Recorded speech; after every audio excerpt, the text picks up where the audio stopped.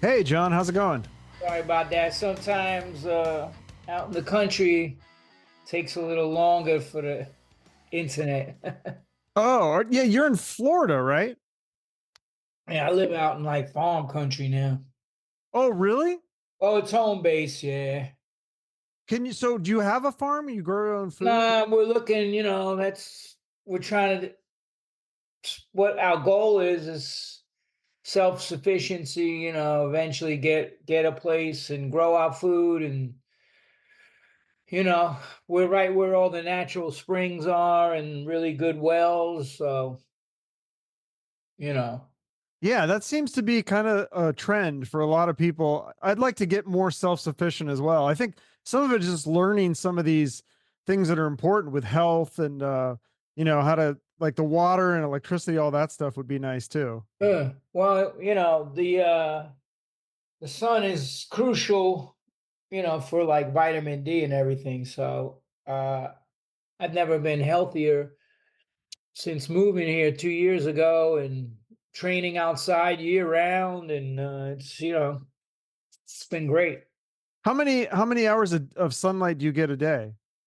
The sun comes up here around 5 o'clock. So, but usually in the wintertime, the days are shorter, but you know, you can't, I mean, for my training and stuff, sometimes I have to ride in the heat because I race in the heat. So I have to be out there, you know.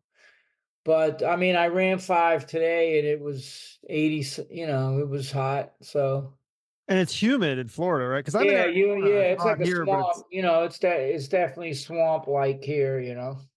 right. So yeah, explain to my audience like you do these Ironmans. These are crazy. 140 miles swimming, biking, and running. Don't You burn forget the like point, don't 9,000 forget the calories. don't forget the point six. It's 140. Oh, sorry, 140. Yeah, so it's a 2.4 mile swim, and you get out of the water, you bike 112 on your bike, and then you run a 26.2 mile marathon when you get off the bike. Is the hardest part like getting started, or is it like finishing, or is it there a point in the middle, or is it just all suck? It's mindset. It's I enjoy it out there, man. I mean, Really? I've raced through some injuries and stuff. I raced with a hernia for a year, so that sucked. You know, Okay. I mean, the last time before I got surgery, I did the Haines City Ironman down here, and I had to like run most of the marathon pushing my hernia in, and that was not fun. And What's then, yeah. it's just part of the whole makeup of what keeps me positive, keeps me motivated. So Right. Yeah. Is there something a point that switched for you? Because I like being healthy and I like the feeling like after I work out or go to the gym, but like when I'm at the gym, I'm like, oh, I hate this so much. Like, is there a point where it switched for you where you actually enjoy working out? I enjoy working out. It's part of what I do. I got 23 years clean and sober now, and I didn't do my first Ironman until I was 50. So you Damn. know, so yeah, I mean, but I always been athletic. I mean, I boxed. I got locked up as a kid, so I got into boxing when I was locked up to you know, keep keep my mind positive and focused. And then I was just always an athlete. I played, all sports: basketball, baseball, football, and then I got into bike racing and marathoning and all that type stuff. I did marathons first before I switched to Ironman. And my first triathlon was a full course Ironman. I didn't do I'd never done a sprint, Olympic, half Ironman, nothing. I went right for the full distance Ironman. Damn. Yeah, you've had a crazy life. Like listen, like looking back at all the things that you've done from your crazy childhood, and then, you know, singer in a punk band, you were a monk. I mean, you've done written books, and it's just like, I don't know if there's anything left on your bucket list to do.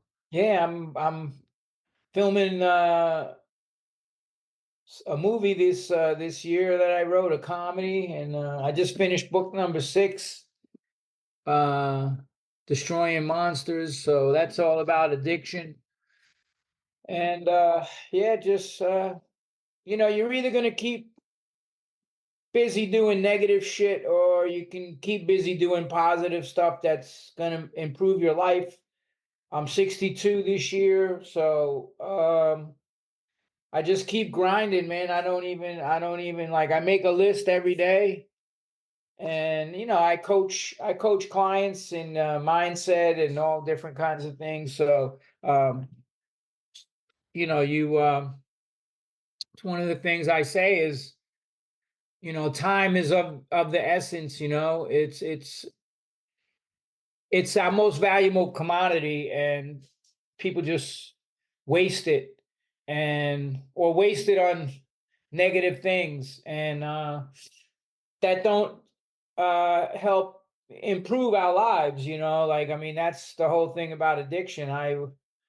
You know, when I started taking pills and drinking at 12 years old. By 14, I was a heroin mule, because I ran away from I grew up in abusive foster homes. I hit the streets, started in 76 and racking up cases. I ran away from St. John's Home for Boys, and the only people that looked out for me were the junkies of Rockaway Beach. But they were like, yeah, you know, you could stay here, but you gotta fucking mule this heroin for us. Like, you go to the Lower East Side, Alphabet City, and pick up these bundles of heroin for us. So I mean, my whole,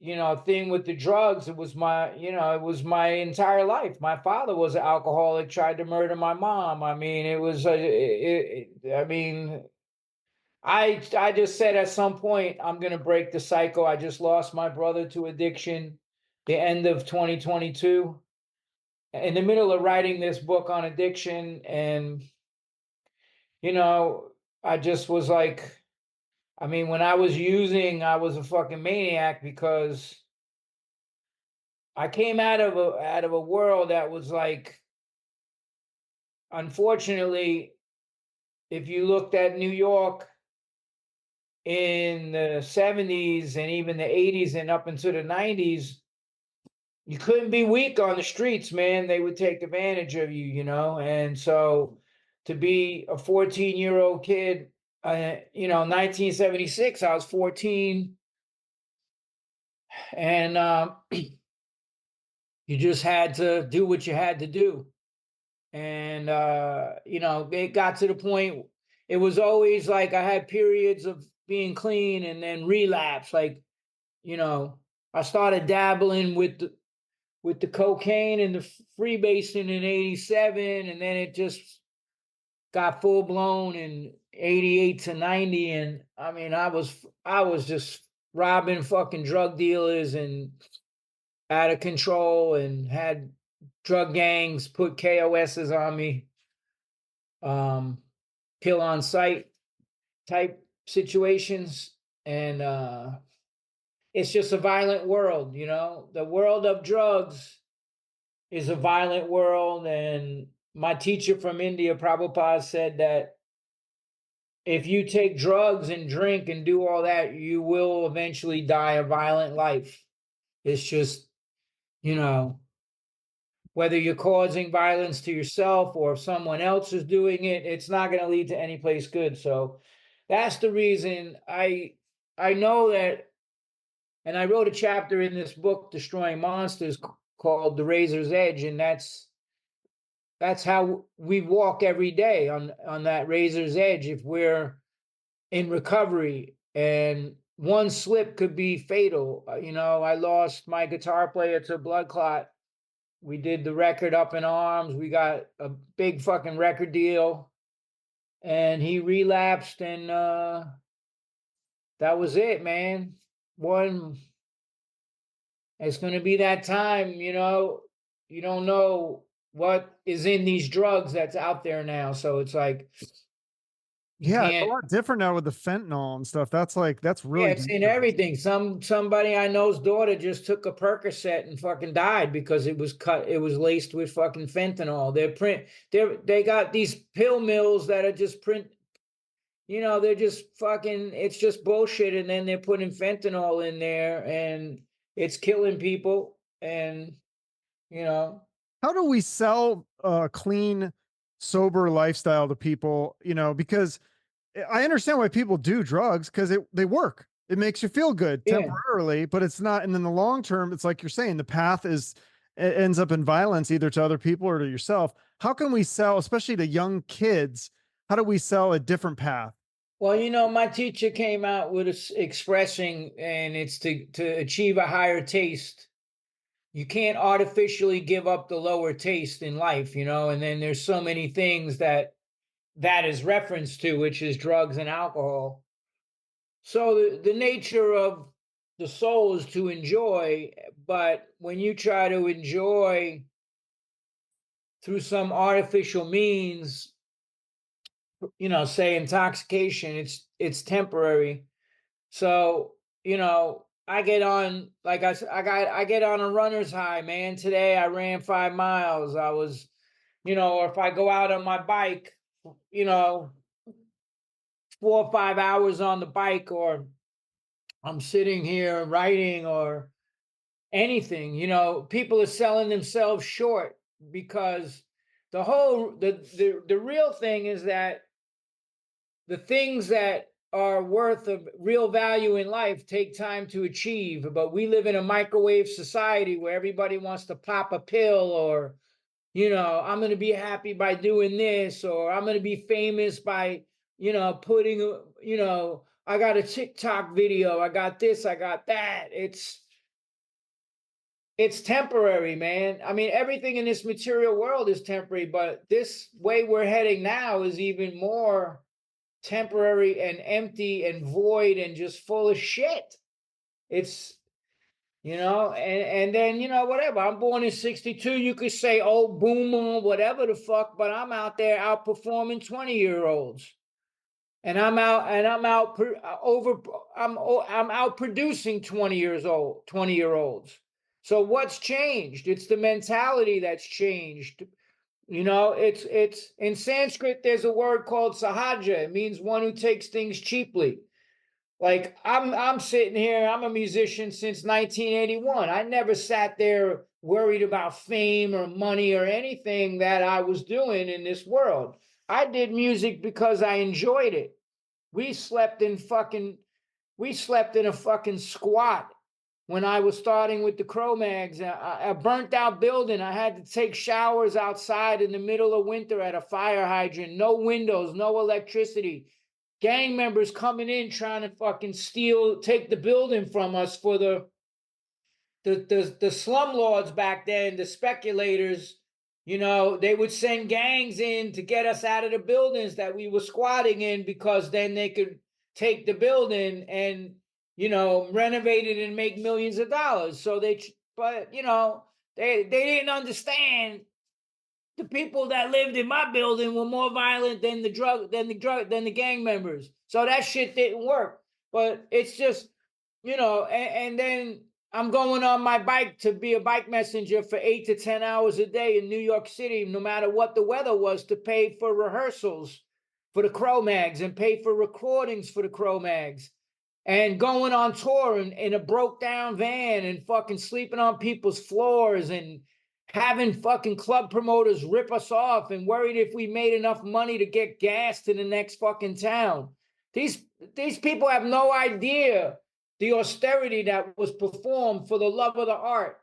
And it's the same thing, now for me with writing or whatever else. I don't sit there thinking, I'm going to write a hit book, I'm going to write a hit movie. I'm just, the Bhagavad Gita says we have a right to the work. We don't have a right to the result of the work. So people, they're motivated by the wrong things, right? You should be motivated because you love what you're doing,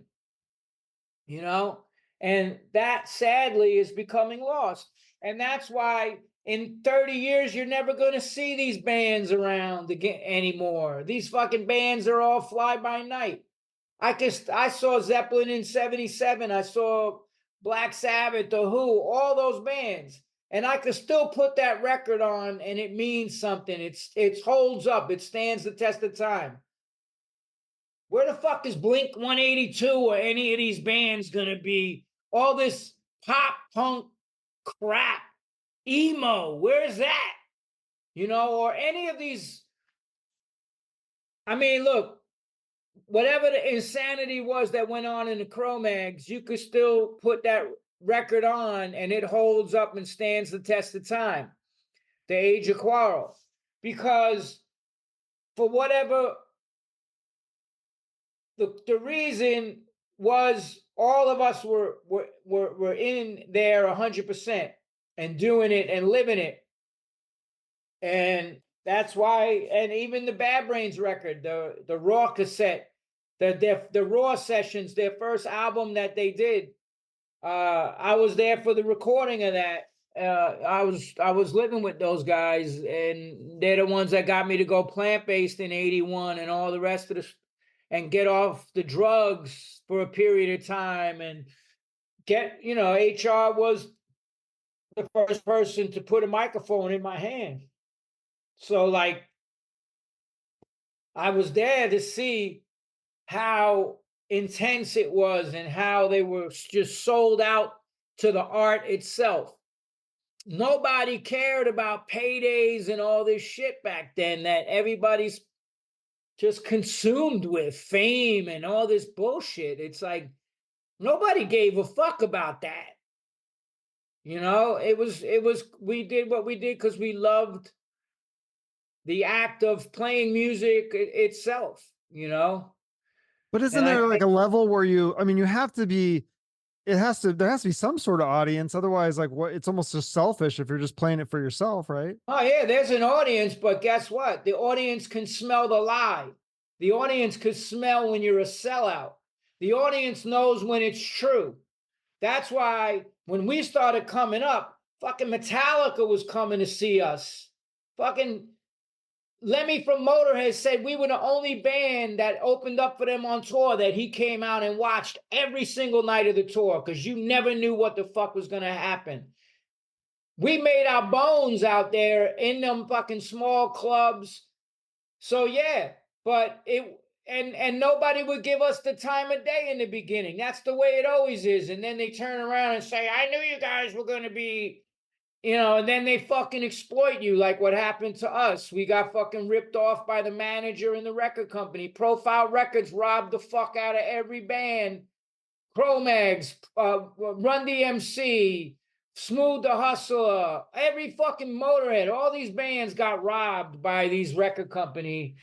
They owed fucking, who knows how many fucking hundreds of millions of dollars they owed, and they filed chapter 11 and whatever the fuck, and then sell the catalog and then turn around years later, buy it back, and they're putting out records out.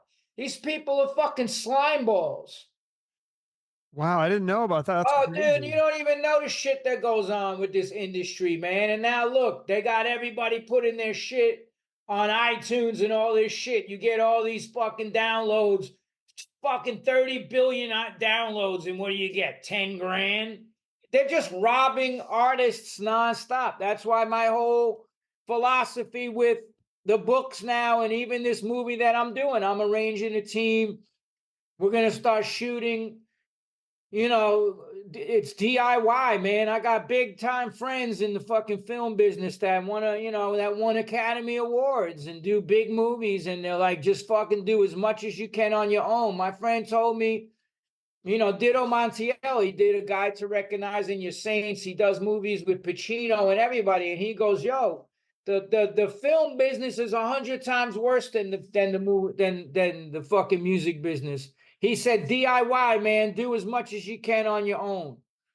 And that's where I'm at. That's I'm gonna start shooting some scenes, and who's in the movie? What's it about? I don't even know yet. We didn't. It's a punk rock comedy, but that's the next thing we're doing now. I just finished writing it. So we're gonna, cast, and I'm talking to a few directors and stuff like that. So, but we all have that same mentality. Fuck the industry, man.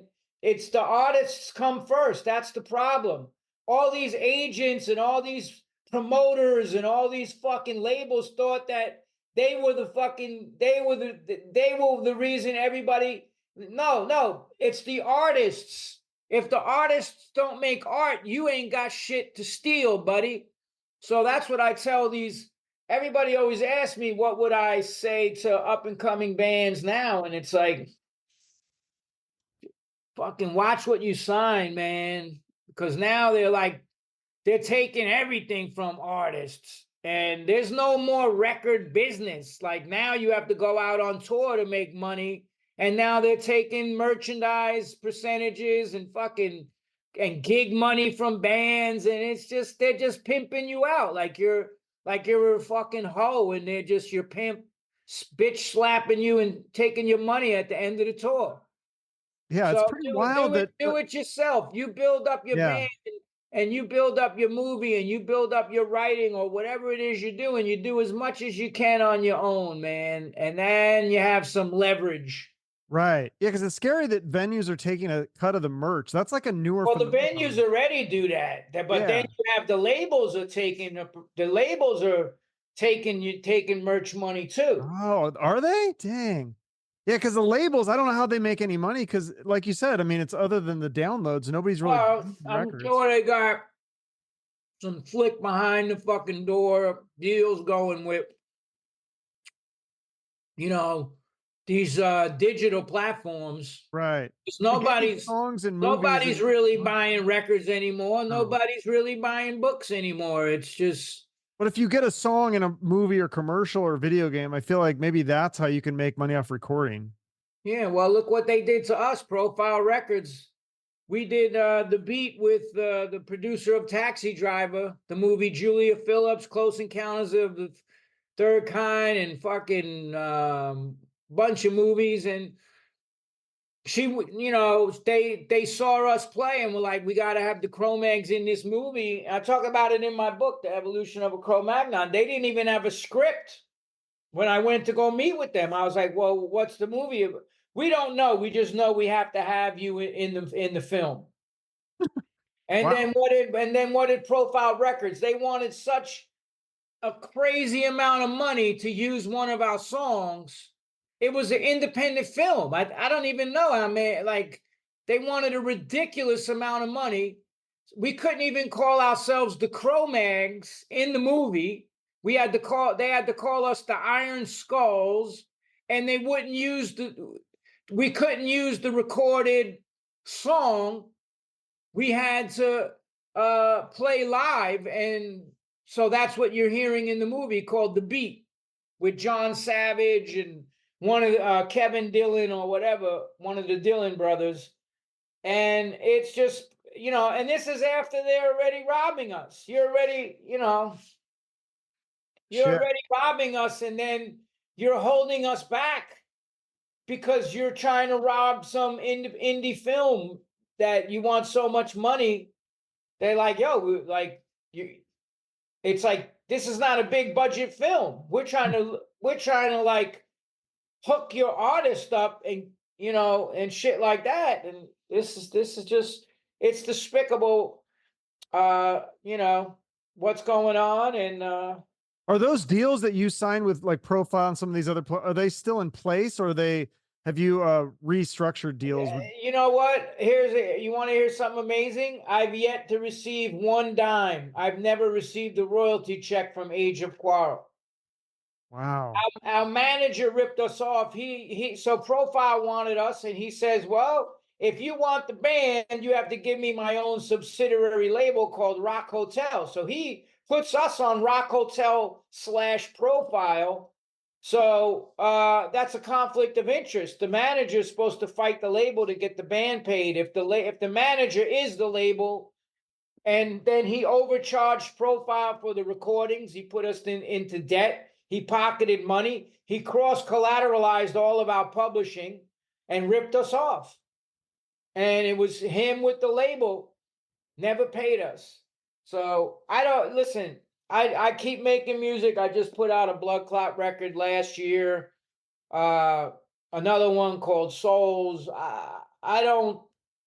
I just do music because I love music, man. I write because I like writing. I train because I like training. I do what I enjoy. Yeah. And then you have enough to pay the bills and Yeah, survive. well, I have a coaching business and all that, and so Yeah. like How's if that we, going? it's very well. I got clients from the everyday Joe to people that own $200 million companies. My one client's building Robert De Niro's sound, his new film studios in Astoria. I mean, Wow. I got clients, doctors, all just athletes, all kinds of people. So I coach in mindset and discipline and all that type stuff. And some people want help with their diet. Some people want help with the training. Some people want help with, how do I get out of this rut? Whatever it is, there's a way to fix it. And the number one way that's done is discipline. That's what I learned as a monk. I was very austere. I led a very austere life when I was a monk for 2 years. It was up 2 a.m. every morning, chanting, meditating, reading, studying, doing martial arts. So, Did you have to take a vow of silence when you were a monk? nah, we don't do that. It's a different thing. Like, Because I did this thing, it was like a 10-day thing. I think it's called Vispana. And you learn this technique and you couldn't talk for 10 days. And it was so hard. I couldn't do it. The guy's like, oh, you have monkey mind. you should always be, um, although it's like, what are you talking? Because some talk is like the croaking of the frog. It lets the snake know where to come to kill it. Hmm. So there's a thing called Brajalpa, which is nonsense talk, and that's what the airwaves are full of that shit right now. When I was coming up in punk rock, we used to have these like amazing meetings talking philosophy and discussing like deep shit. And all that bad brain stuff came out of that, the Cro-Mags, all the stuff. If you look at the lyrics that, you know, uh came out of all that, it's of a higher nature, you know, just not like mundane.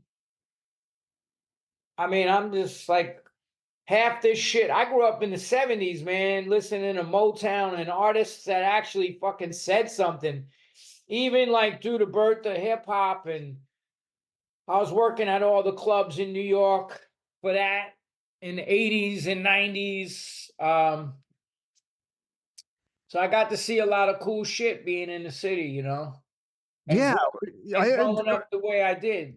Yeah. I heard you tell the story. Were you at the when Fear played on Yeah, I SNL? was there. I was at that when Fear played Saturday Night Live in 81 on Halloween. Yeah. Yeah. I mean, yeah, it was I was down in DC. I came out of lockup and I caught another case. They got me for possession. You know, like even though when I was locked up, they took us to the Scared Straight program, Rawway and fucking Fishkill, Max, and all that to scare the shit out of you. But if you don't have a positive outlet when you come out of there, you're just going right back to the same stuff you were doing, which is what I did. I went right back out to where I was before. Somebody says, "Hey, man, sell these drugs and I'll give you this much money." I got a possession case.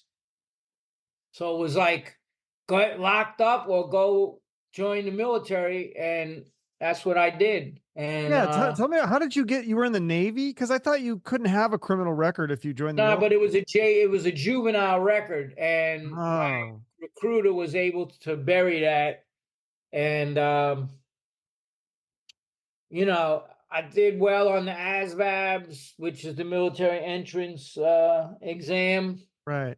but I was, I had a lot of shit going on. I was an addict. I mean, I went to boot camp high on angel dust. They Shit. took us out of Fort Hamilton, and I went in on the buddy program with my brother, who was also an addict, and he was locked up too. And this guy's like, yo, they sell dust like 2 blocks from here, Fort Hamilton. And we're waiting to get on the military hot plane to go to Great Lakes. So we went and bought like, I don't know, 4 or 5 bags of dust and smoked it. I never even been on an airplane before. And there I am on an airplane going to boot camp high on dust. And What I is it woke like up being in the high on dust? I've never done that, or I don't even know if I've ever met anybody that yeah, did it. man. I mean, that's the final case that got me locked up. I was selling dust at Forest Park at the Dome for a manufacturer. That's an evil drug, man. Like I wrote a TV pilot, and it got me noticed by Howie Tannenbaum, who's Vince Gilligan's agent. They, had a meeting with me. Vince Gilligan from Breaking Bad? Yeah, Wow. yeah. His agent read my shit because I was signed with ICM for the book Meters for Pussies. And the agent there, who was the literary agent, Dan Kirshen, says, hey, you got anything written? Because, like, I got connections in the film TV department. I said, yeah, I do. So I had written this pilot about the angel dust trade and the cop that took it down. And Howie read that and was like, yo, we want to have a meeting with you.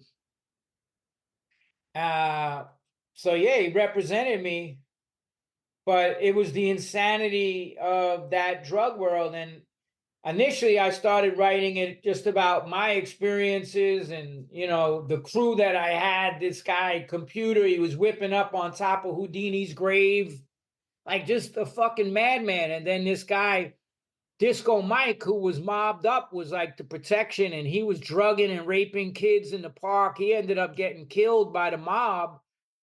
They killed him brutally. Like, I don't even know if I could say it, but they shoved the baseball bat Holy and shit. beat him to death, for what he was doing to kids. He did that to some made man's nephew. He Oh. would drug kids, and then rape them. Ooh. So, like, just growing up in that whole situation. But I ended up writing it about this cop, John Wildman Wild. And basically, I'm lucky to have friends how I do, because I wrote the thing about the drug crew, and then I'm very good friends with Patty Jenkins, who did Monster. She won the Academy Award, that movie with Charlize Theron. Oh yeah, that's a good movie. And yeah, so she's punk rock as hell. Like, she comes really? from the New York, DC punk rock scene. And the thing was, I let her read the script, and she goes, you're missing a very important subplot. Like, who were the cops that were trying to take you guys down? And then I was like, wow. So my friend was the head of the sergeants in the 7-5 in Brooklyn. I don't know if you saw that documentary, the 7-5. No, is it good? Oh my God, it's about the most corrupt cop in the history of the New York City Police Department. So he was I said, I need to find somebody who was involved in the dust trade, one of the cops. So he looked for me. His name is Bill Hall, Sergeant Bill Hall, very good friend of mine. Used to come to the Cro-Mags shows. He's like, yo, I'm going to ask around. So he like literally asked around for like 4 months. He's like, bro, I can't find anybody. None of the old timers, nothing. So one day he's walking in Long Island and going into the thing, and he's wearing the 7-5 Shield sweatshirt. And this older guy goes, hey, man, you on the job? He's like, yeah. So they start talking. Turns out this cop was in that precinct, right? Which I think was the 105 or in Queens out there. And my friend Bill Hall goes, hey, you know, my buddy's legit. He's got an agent in Hollywood and all this stuff. He's putting this TV thing together. Do you know anybody that was involved with trying to take down the angel dust trade in the 70s? And John Wildman Wild smiles and goes, I was the head of the task force to take it down.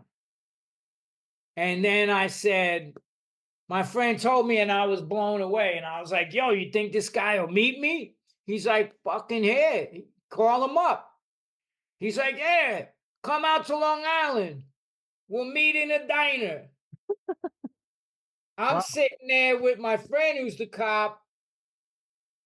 That's John Wildman Wild right there. I filled up 3 notebooks of stories that I ended up using for the pilot. And when I sent it to Howie, and his assistant was there in the room at ICM in Hollywood, and he's like, he's prepping me. He's like, yo, I just want you to know, like, this is a big fucking deal. The way he flipped out on your script. And, you know, so Howie comes in, he's like, hey, you know, we start talking. He goes, man, you talk about a page turner. I couldn't put the fucking thing down. He goes, usually I read 3 pages and I'm like, trash. It goes in the reject pile. He told me it was going to be a hard sell because it was period.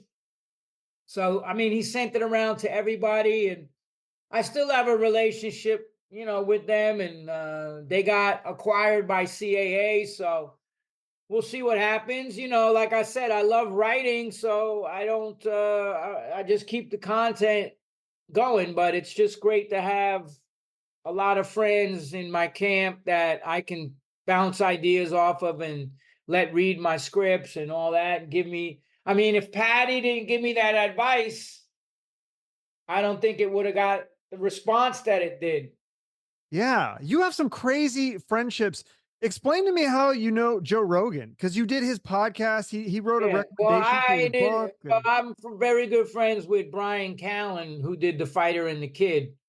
Yeah. So Brian was instrumental in getting me onto the podcast, and you know, we just became kind of, you know, friends and stuff like that. I mean, he you know, whatever. He got me into like the fights and all that, the UFC, and then during the whole fucking shit show that just went down in the last few years, you know, I was like sending him stuff from New York, like here's what's happening, you know. So it's, yeah, you know.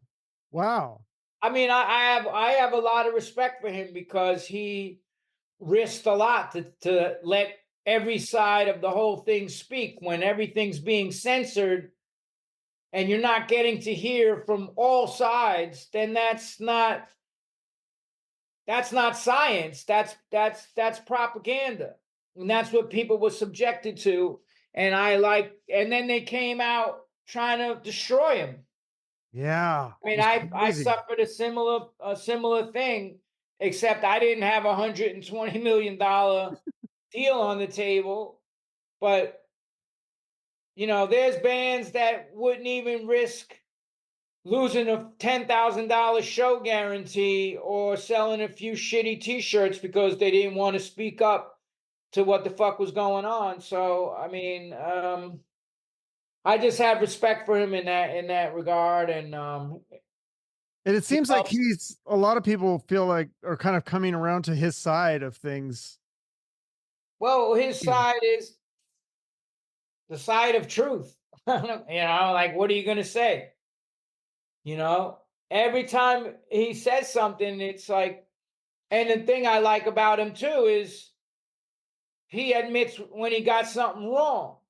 That's the problem with everything now, is like people were wrong and they don't want to come and say, hey, I got it wrong. They're just fucking ignoring the whole situation right now when they tried to destroy anybody that had a difference of opinion.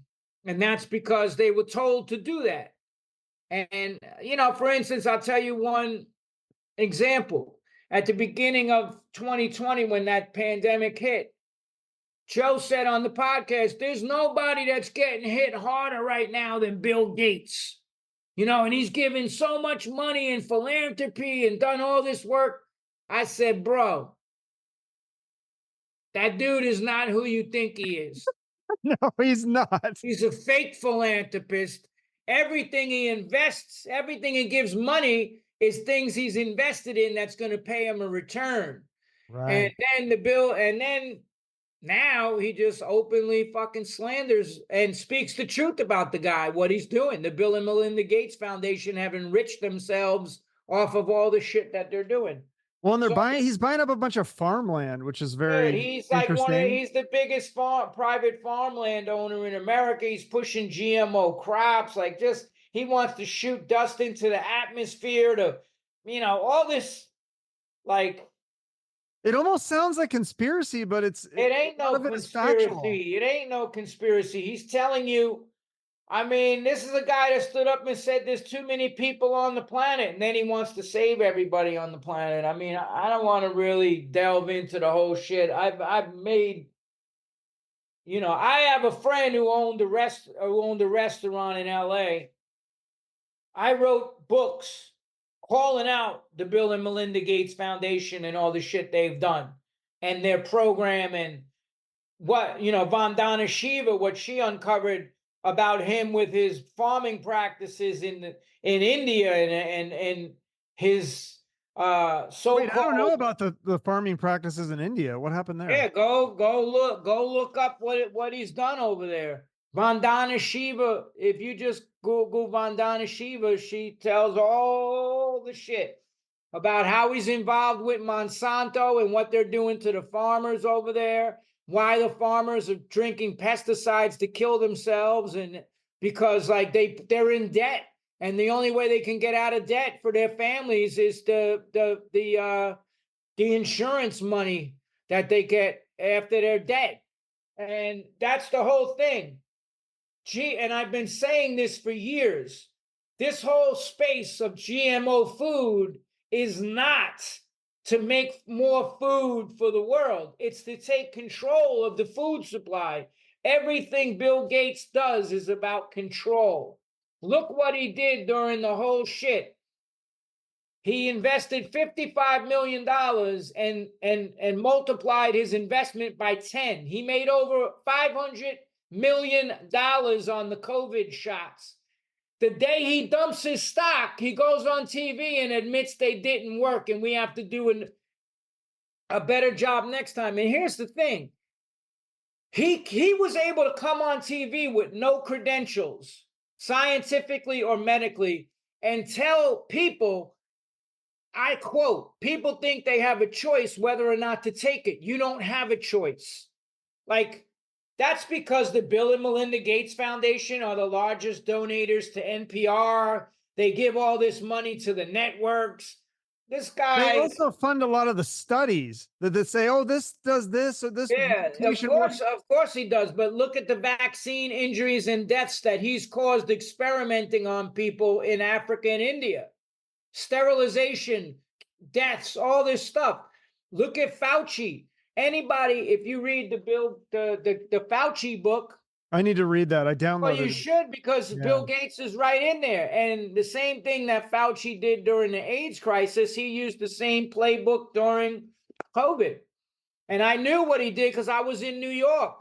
And AZT is what killed most of the AIDS patients. And he also, which he was invested in, he also blocked therapeutics. If you look at the movie Dallas Buyers Club, he's the one they're talking about in the fucking movie that was blocking the fucking therapeutic drugs that was saving fucking lives. That's Fauci. That's the NIH. And now look what just happened. After denying that they were behind the research that caused COVID in Wuhan, now they just admitted it. I know, that was wild. The gain of function stuff. Lies, it's deception, and all I knew was punk rock 101, question authority. Everybody forgot that. Yeah. And that's because of fear. They pumped the fucking gas pedal on the fear. And I didn't give a fuck. But one day I was running around New York and the streets were desolate. And I'm like, yo, all right, what is all this? And I started getting my answers when I was talking to people working in the hospitals. And my friends were in ICU, and they're like, the ICU is as busy as it normally is. It isn't overcrowded. And I went in and filmed undercover, like fucking shot footage. There's no ambulances running nonstop going up and down the avenues. They had an excuse for everything, man. It was tyranny. And everything they did, from the lockdowns, the masks, there was no science behind 6 feet saves lives. They just admitted that. That's right. It's all, they pumped the fear. And I wasn't falling for it. And thank God. I told everybody, don't take them fucking things. And then look what's happening now. Their all-cause mortality rates are up almost 40% in certain age groups, and I think it's 18 to 44 over the last 3 years. Yeah. Well, and also you've also preached a healthier lifestyle. Yeah, I mean, not eating processed, not only just vegan, but I mean, at least if people could not eat. I don't call processed myself a foods. fucking vegan. I don't even Yeah, that's right. I identify know. with those people. I know. They eat shitty Plant-based. food. They eat shit food. I don't, Right. Eating technically, real I've been food. doing this shit that way longer than any of them. Most of them are alive. 43 years. Because some of those vegan food is like the Bill Gates sandwich or whatever. Of The meat, course, it's no. like That's fake why I meat. tell you Yeah. about my friend with the restaurant in LA. He got involved in the impossible bullshit GMO crap. And then he's like, please stop dissing Bill Gates online. I was like, bro, I'm speaking the truth about this person. Just because you're in business, he don't even talk to me anymore. And then, Oh. through the whole shit, I got called a conspiracy theorist because I didn't want to take that shit. But here's the thing: if it was about health, why were they giving out junk food to coerce people to take the shots? Why didn't they give out healthy organic food to the farmers markets and gym passes and passes for yoga classes and They shut juice down the bars? gyms here. Did they What? shut down the gyms in New York? They shut down the Yeah, gyms in they did. Arizona. They shut down everything. They wanted to shut down health food stores. They shut down the beaches, I think, in like Yeah, Florida. you couldn't go on the beach in New York. I fucking did whatever I wanted. As a matter of fact, in like May of 2020, I posted a video of me out riding out to Rockaway Beach. Nobody on the road, and people were like, "You putting people in danger, fuck you," and all this shit. I mean, they wanted Outdoors? everybody to stay home, put on the TV, and live in fear and only accept what they told you was the truth. But I went around to all the hospitals and started filming. I didn't know you did that. Yeah, well, they Crazy. took it down and they threatened to remove my YouTube channel. Oh shit. Yep.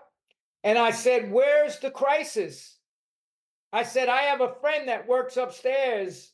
He's one of the head nurses in the ICU. The ICU beds are just as full as they ever were. They're not overcrowded. It's New York City. There's not all these people. Here's the emergency room. Where's the people? Where's the sick people? But the bottom line is, it was the people over 80 years old and those with obese with 3 or more pre-existing conditions who were affected the worst during COVID. So what do? They forced nursing homes in New York to take in COVID patients, Cuomo, otherwise he was going to take their funding from the state. And then they gave people junk food, all this crap food to go take the things. So how are you promoting health? That's not health. No, I agree. And now it's people are still, I mean, the chronic disease is killing people, regardless of COVID or whatever. The chronic disease is still killing people, and nobody Type talks 2 about that. diabetes is the new plague. And Yeah. it's completely preventable. Go on Forks Over Knives. It tells you how to reverse type 2 diabetes through diet and lifestyle. This is a diet and lifestyle disease. 50% of American adults are obese right now. That's scary. 50%. That's 1 out of 2 people in this country are obese. The children are, I think, 35% obesity levels in children. That's really We have sad. children on drugs for high cholesterol that are like 9 years old now. Yeah. Don't you think all this stuff is related? Like people don't have a purpose. They're not fulfilling their lives and they're just trying to get that dopamine fix, whether it's with drugs or junk food or TikTok or whatever. Yeah, well, that's what it comes back to, is like our conversation started. It comes back to having that higher taste in life, but that doesn't come cheap, right? Meditation and all these things that we do in our life spiritually that will enrich our lives so that we develop a taste we're enjoying on a different platform than having to take some drug or do whatever or eat a bunch of junk food and then like Yeah. you get the rush and then you're passed out somewhere drooling on yourself. You know, we used to always say that people got sausage brains and shit when me and my buddy Sean Fowler, and you know, he was a former professional cyclist, and I would always ride with him training for the Ironmans because he was a beast. I would just try to stay on his wheel. But every time in New York City, we'd be going somewhere at 7, 8 o'clock, and the people behind the cars, they just had like 5 eggs and bacon and fucking sausages and pancakes and it's just like, it just slows your mental facilities down. And then they're like, you know, almost running you over. We called it, you know, sausage. Like, remember that commercial when the dog was like, sausages, sausages? No, I'll have to Google that one. That's Yeah, funny. that's an old like pet snack commercial. But yeah, the people are just, You'd think you know, in I the love United- George Carlin. He said they want the people just healthy enough to run the machines. Yeah. I mean, because you'd think I had this guy that used to work for the government, and I was challenging him on some of the stuff with the schools and the kid lunches. Like at the very least, we should make the school lunches like super healthy. And also, I know we can't do prayer in school, but could we teach meditation in school? Is that controversial? Oh, but you That could would help teach a lot. everything else right now. You could teach children about all this crazy sex shit. I mean, it's insane. They have no business. Children in 2nd and 3rd grade have no business being taught that kind of shit. School is about learning, you know, your ABCs and all this stuff, and learning how to be a child. So that's a whole nother podcast to me, but you know, I just look at it like we're in deep shit, man. We're in deep shit. We're getting, you know, this country's in deep shit. This country's in deep, deep, deep shit because the values in society are going in the toilet, right? How do we turn things around? Because I know that you come from a place of you're like me, you care about people. I mean, you're doing pretty good for yourself, but you care about other people that are struggling. I've given so much money to charity and done fundraisers. I've been involved with feeding the homeless in New York since '82. I built a yoga center with my own money, with my own 2 hands, financed it, kept it open for 10 years. That gave free classes and free food, and just, it was a place of community. I put my money where my mouth is, man. And I could have owned a fucking mansion with the money I spent there. But like, you know, I think, you know, they're taking the rights away from the parents right now. Just if you look what's going on, the government is raising these people's kids. Yeah. And they're raising them the way they want to raise them. And this government is fucking off the rails these days, man. It sure seems that way. I mean, it seems like they're off the fucking rails. You know, I mean, the wars, and just, I posted up War Pigs yesterday by Black Sabbath, and I'm like, you know, those lyrics have never been more relevant. We got money were involved in all these wars and given hundreds of billions of dollars all over the place. And they've yet to give more than $700 to our citizens in Lahaina that got wiped out by those fires, which is suspicious to begin with.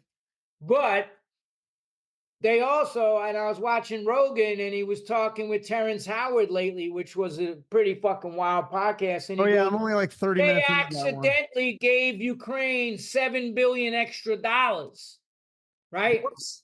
That sounds about. It only would have cost $5 billion to rebuild every single house that got destroyed in Lahaina. That's it.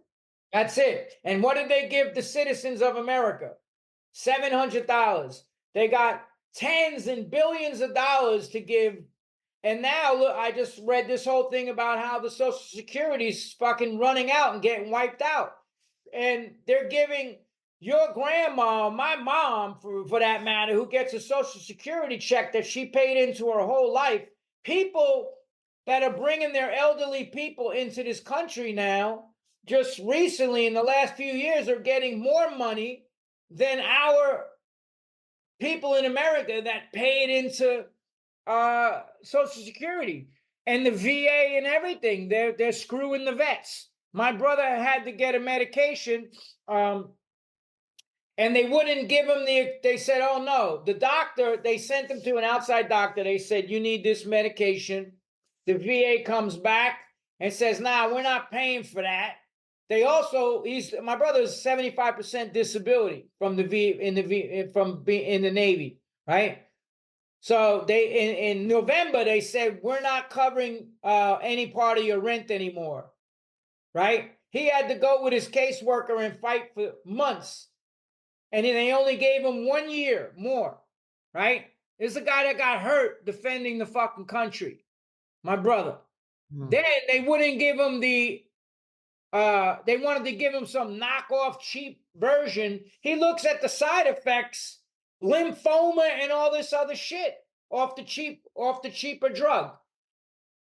And that's what's going on. It's America. So it's Americans last. And I'm not some flag waving, whatever the fuck. Listen, I love this country. I love the people that live in this country. It's the government that's got to go. And it's both sides of the aisle. I got accused of being a Trump supporter, all this shit.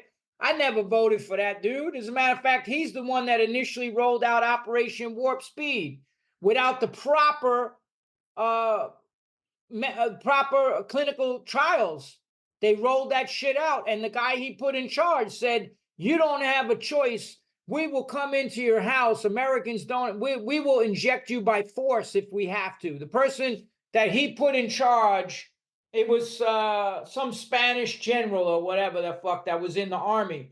So to me, it's the WWE. Is this the best two people that we have on this fucking country out of 300 and what? How many people? 327 million people? Trump and Biden are the best two options that we have. I mean, that's why I don't get involved in all this shit and this voting and all this bullshit. My whole thing is you have to focus on what you can fix. That's what I always say, right? Well, that's what I'm saying. I feel like it goes deeper than the politicians and the government. Like, I feel like no one's coming to save us, right? It's like, that's right. Try to be self-sufficient. And then once we get self-sufficient ourselves, then we try to help other people become more sufficient. Focus on what you can fix. You can fix your mindset. You can fix your health. All of these things that you could do. Yeah. Right? Why are you trying to fix all this other shit it's never going to get fixed? Like, no. This country's been hijacked. Look what they're doing around the world to anybody that's not bowing down to the WHO or the WEF. They're fucking whacking them right now. They just tried to kill the president of Slovakia because he wouldn't sign on to the WHO treaty. He didn't go for any of the WEF bullshit that they tried to do. And they fucking just tried to assassinate him. We're dealing with, like, I'm telling you, man, you don't even know the people and I don't even know who you got your players that's your Klaus Schwabs and all these people, but the real ones, you're never even going to ever hear about them, man. Oh, really? You think there's some that are Oh, behind? man, there's people behind the curtains that's doing crazy shit, but I can't sit there being consumed with that. Like, Right. I have to, I know what I'm able to fix myself. Okay, hey, I got up this morning before the sunrise. I'm able to meditate. I'm able to write. I'm able to work out. I'm able to eat good. I'm able to help other people. I'm able to do all this stuff that's in my control. That's Right. why I never gave up control to them during 2020 and on. I said, fuck you. You're not telling. You want to talk Rage Against the Machine? Fuck you. I won't do what you tell me. That's was my philosophy.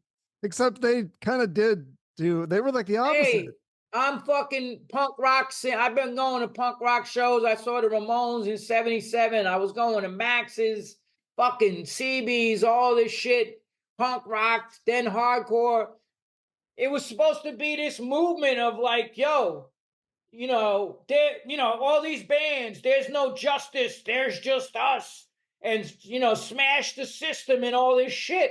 And then when it came time, everybody was hardcore until it came time to do hardcore shit. Right? That's what happened. Yeah. Do you But think, I mean, but do I you have think that, not changed. yeah, All these people call me a Trump supporter. I never voted in my fucking life. I never voted for a single politician in my life. I never supported a single politician in my life. If I'm going to say anybody now who's actually any of those motherfuckers, and they're not even, they just X'd Robert Kennedy Jr. out of the debates. He's the only one that's really saying something that I'm like, this guy fucking makes sense. yeah, that's kind of interesting because I thought if you got 15% of the votes that you could be, you could It's all participate. rigged, man. It's the Yeah. two-party system, man. It's fucking rigged. Like, and then, they could just do whatever they want. They create their WWE bad guy villain, and everybody's just listening to the news. And Yeah. Well, that's why I say, I think if we just, as a people, if we come together they and don't want that. I know, but They I think don't if we want do people to that, come together. They that's want what people scares them. fighting over every Yes. little fucking issue. Look who's funding all of these. Look who funds all of the chaos. It's the same people. The George Soros backed the campaigns of all of these prosecutors, DAs, and judges who are just letting criminals back out onto the street. New York City, if you got caught years ago with a handgun that was illegal, you did a year. It's called a bullet. You got a year. They gave you a bullet in Rikers Island. You did 1 year. For every bullet in that gun, you got a year upstate. Now you can shoot somebody, rob them, and you're getting you get a desk appearance ticket. And 100 and I mean, it's just insane what's going on. They're attacking police. You have people that's coming into this country attacking police officers and criminals that, and I'm going to tell you straight up. My friend was the sergeant, Bill Hall. He was involved in the gun confiscation task force, which they defunded the police and took it away. Now you got little 12-year-olds running around with Tech-9 shooting people in New York City. The guns are out of control. And these were all liberal policies, right? Oh, defund the police. That's real smart. That's real smart. That's really gonna serve the people. But guess who wants those units, the anti-crime units, to come back? The poor people it's in the projects that are being affected by these political decisions that are being made, right? Right. Now look what's happening. The funding, because I'm involved with organizations that work with poor people in New York, and I'm seeing it everywhere. Now they're saying, yo, how are we getting pushed to the back of the line? And these people that's coming in the country are getting like free rent and free medical and debit cards and all this other shit. How are we and they're saying there's no money for services for the poor people, black and brown people in the cities. All their shit's getting cut. All the VA shit's getting cut to pay for all this shit that's going on, these wars and all this other stuff. We need to get somebody in there who's like, and I just don't see it happening, man. I try to be positive and all that, but I just know that we're headed for a serious downfall of this whole planet, because you can't go around doing all this stuff and expect that there's not going to be karma for it. All the shit this country's been doing. You know, look what we did in the Middle East during Iraq over a lie, right? Oh, and look what General Wesley Clark, after 9/11, he was in the Pentagon. Watch the video, General Wesley Clark. And some high official in the Pentagon goes, hey, it's like, did you hear we're going to war against Iraq? He's like, why are we going to war against Iraq? They didn't have nothing to do with it. Well, we don't know what else to do. Not only that, there's a list of 7 other countries that we're going after. Well, guess who the last country on that? We've taken out every single other country.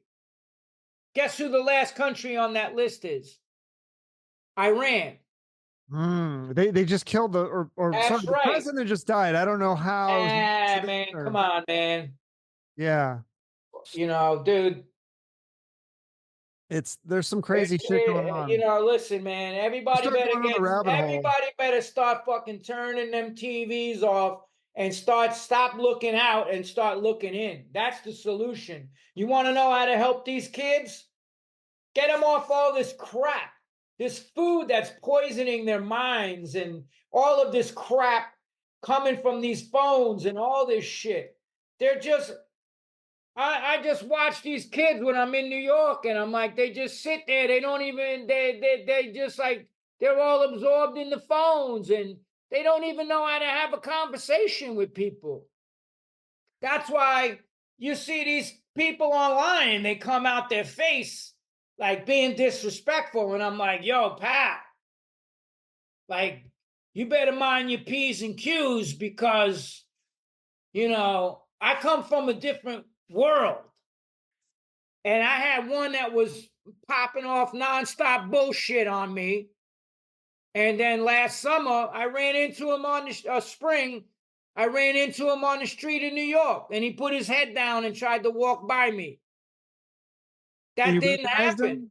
Huh? Who was this? It was like a fan? Some dude that's been like popping, shit on me. Oh, this scumbag, anti-vaxxer, all this bullshit, conspiracy theory, fuck him.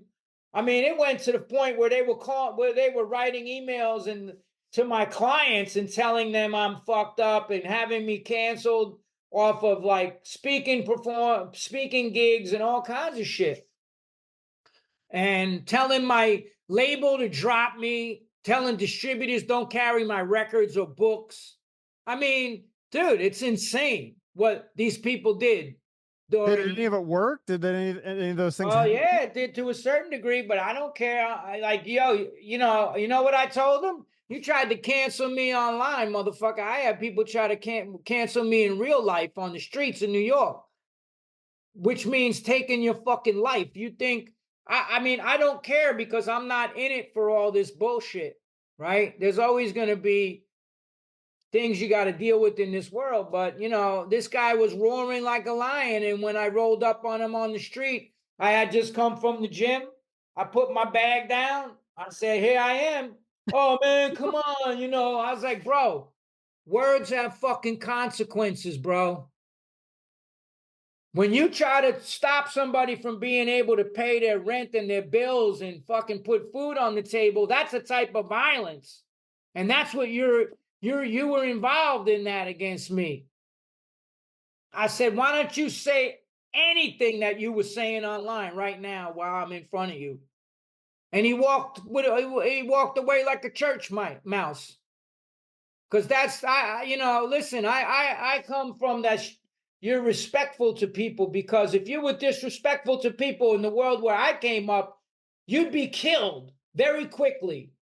You had fucking murderers. Most of the people that I ran the streets with murdered people or got murdered or did fucking life sentences.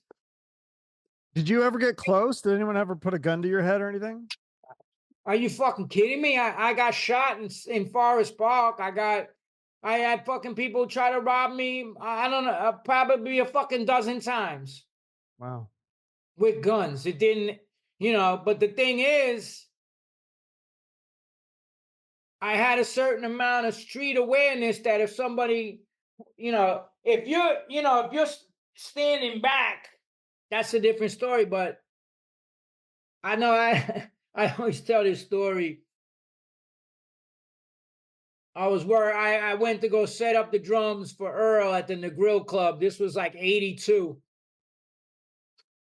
And the Negril Club was on like 12th Street or something. And I came from the studio and I was like smoking all this weed. And it was raining out, right?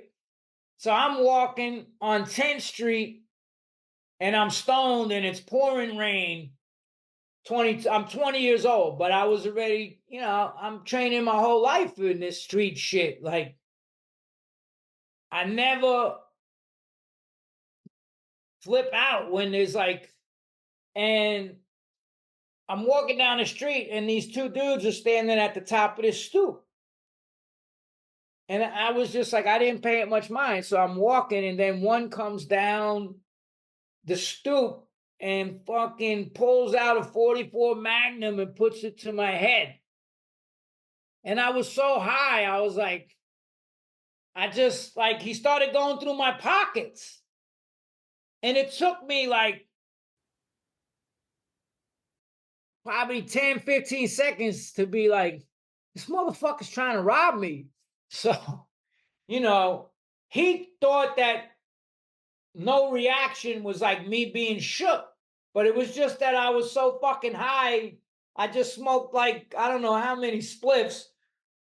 So then I was just like, he's looking down, going through my pockets and took his eye off me. So I just blocked the fucking gun away and I grabbed him and fucking smashed his head into a car out. Wow. But then his boy comes down the steps with a fucking machete and like fucking tries to chop my fucking head off, and I got out of the way and then I just took the fuck off and ran. I mean, I've had so many. New York was crazy in the early 80s, huh? Oh my God, it was the Wild Wild West, man. And then I'm involved in the drug world doing that shit, man. I remember. Yeah, didn't you used to tell me this story about you delivered weed to Dave Chappelle? Oh yeah. Well, I had a weed business. I had a weed delivery business, but it was all like, it was private clients, right? So my client was Matt Hine, who worked for TriStar. He was a publicist at TriStar. So I guess they were scouting Dave Chappelle or whatever. And Matt says to me, hey man, can you deliver at the Boston Comedy Club? I'm seeing this, comedian over here. He's going to be fucking huge, right? So I get over to the Boston Comedy Club and it's fucking Dave Chappelle on stage. He wanted to buy weed from me. And I used to ride in all the professional bike gear. That's why when he did Half Baked, when you see the guy that delivered the weed to him,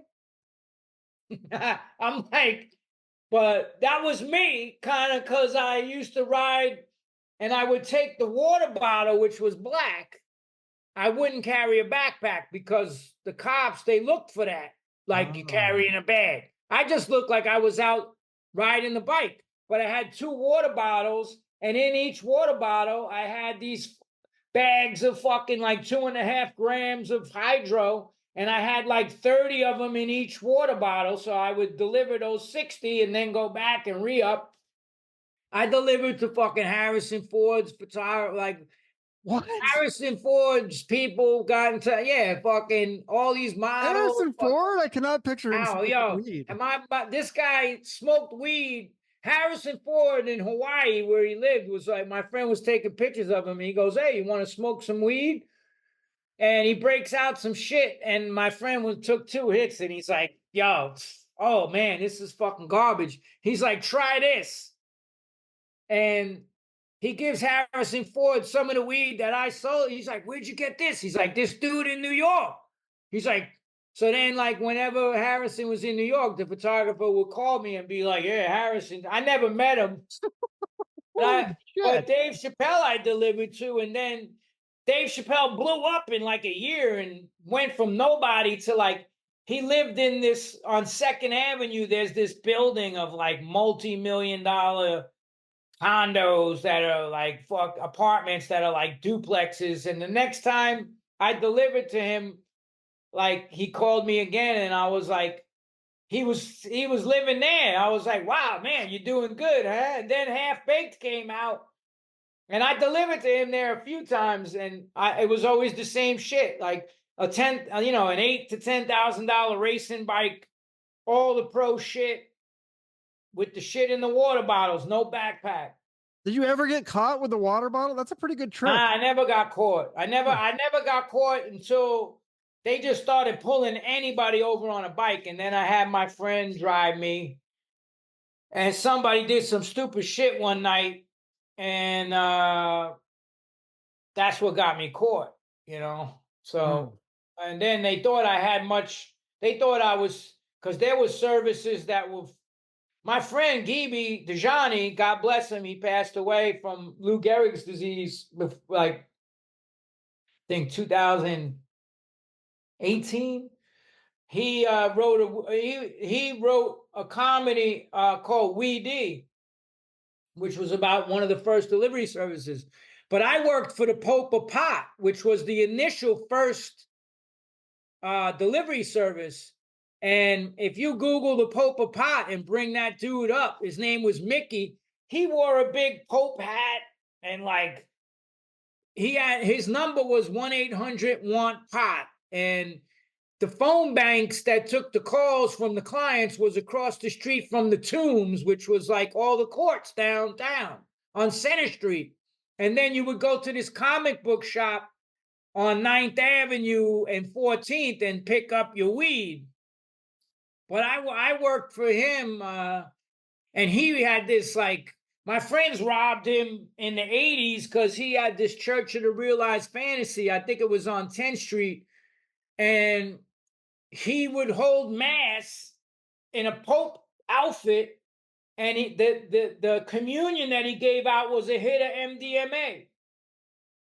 And my friend went in and robbed him. I won't mention the guy's name. He doesn't want me to, but he robbed him with a big fucking hunting knife and took a jar of the pills.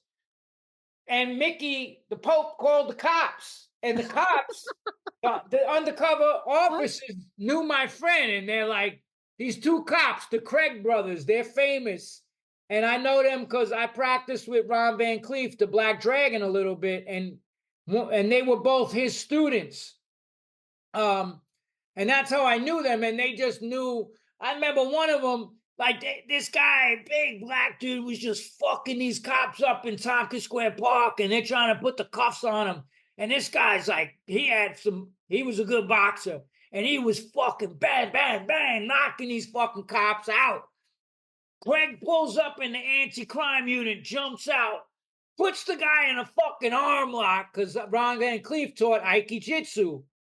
And puts the fucking dude down, one hand holds him, takes out the cuffs, hands him to the fucking uniform cops.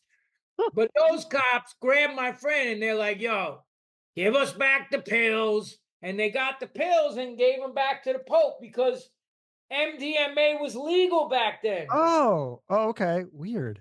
That's how. But crazy stories that you can't even make this type of shit up, man. Like the drug shit that, like this book, I mean, it's like the drug stories in there. And, what I say is it seems so glamorous. You're in New York, you're going to all the best clubs, you got whatever girls, this, that. It's all bullshit. because that party's going to come crashing down eventually. Yeah, I just had And this that's rapper, and that's what happens, you know. right. I just had this rapper on from Seattle, and he was talking about how people he's like, you build this thing up in your mind like it's always this wild and crazy time when you do drugs, but he said a lot of times it's actually really predictable. You know what's going to happen when you use drugs. And he said, but if you don't use drugs, then something good can happen. It's kind of like a flipped switch, although it does sound pretty crazy when you were going through the drug phase in New York in the 80s. Yeah, I mean, dude, imagine like as violent as New York was back then, and I'm running around like all the insane stories you heard about the crack trade and all that shit. Yeah. I started dabbling in that in 87, all the way to fucking 90. And by the time I finished with that, 88 to 90 was just full blown chaos. And I ended up just fucking people wanting to kill, like out to kill me. And I ended up like, we had this whole run on the West Coast, and I was fucking, it was crazy. And then I ended up in a crack house in Alphabet City, and this dude just, came up behind me and fucking smashed my head in with a fucking 2x4 and took everything I had. And that was it, man. I was like, I just started climbing out from there. Was that your rock bottom? I was below the rocks at that point, dude. That people talk about rock bottom. I'm like, you can go lower than rock bottom. I had nothing. I was sitting in Tompkins Square Park. My head split the fuck open, burned every bridge. And I just started fucking crying and being like, I got to get out of this, man. This Is the not- memory of that, is that kind of what keeps you motivated to stay clean now? Yeah, I mean, I just know where it's, I know what that leads to, like in yoga, it says that the senses are controlled by the mind and the mind is driven by the intelligence. So when the mind tries to come up with all this crazy shit, the intelligence needs to kick in and say, hey, remember what happened last time? I mean, I'll tell you an example. It was like right before the pandemic, I was on tour with Cro-Mags, and some dude was like, yeah, such and such sells like kilos and shit. He's all hooked up. And my mind was like, yo, if I go and rob that dude, I'll be able to freebase for like 6 months. And I had to I couldn't even believe that my mind put that thought out there, and I had to be like, the intelligence has to say, hey, like, remember what happened before with all that? And it always starts out a party. You don't, I was going to, like I said, the best clubs, the VIP rooms, fucking getting the best Coke, whatever the fuck. And it's all The bullshit. temptation doesn't go away, though. The temptation is there's still a piece of you that's like tempted by that Well, side. you're in recovery. That's why Yeah. I say it's walking through hell, battling addiction, and finding recovery. I'm in recovery. There's always going to be a part of me that's an addict. I'm just not letting that part of me take control of my life. I still have addictive traits. And somebody said, yeah, you used to do drugs. Now you're addicted to training and all. I'm like, so what? Why would you fucking care? That's a good thing. Look at all the good work I've been able to do to help others. Like, I mean, I go and for a while before the pandemic, I was speaking at prisons and all this shit in high schools. And, these kids listen because I'm like, yo, when I start telling my story of where I came from, they don't want some psychiatrist or whatever that ain't been through shit telling them how it is. They don't know. Just like I did this documentary, 30 to Life. And we worked, it's the guy that did What the Health, Kip Anderson. And Is that out, by the way, this 30 to Life? I've heard you talk about this. because what happened, I'll tell you about it in a second. Okay. But me and Paul DeGelder worked on it. We took it to Kip. He worked on it. So basically, we worked with this Amity House, and LA. It's like a work release program. Everybody in the thing did over 20 years in some of the hardest prisons, San Quentin, Pelican Bay.